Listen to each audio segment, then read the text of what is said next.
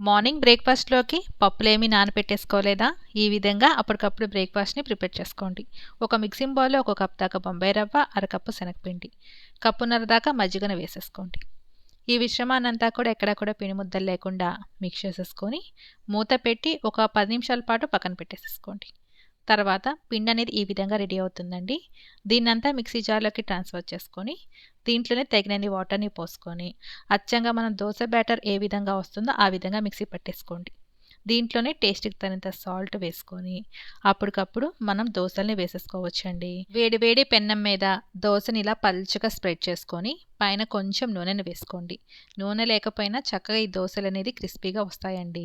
చక్కగా ఇంకో పక్కకి టర్న్ చేసేసుకొని, అటు ఇటు మంచి గోల్డ్ కలర్ వచ్చేదాకా ఫ్రై చేసేసుకుంటే ఎంతో టేస్టీగా ఉండి, క్రిస్పీగా ఉండి దోసలు రెడీ అయిపోతాయి. మీరు కూడా చూసి ట్రై చేసి ఎలా వచ్చిందనేది కామెంట్ రూపాన తెలియచేయండి. నచ్చితే ఒక లైక్ చేసి షేర్ చేయండి.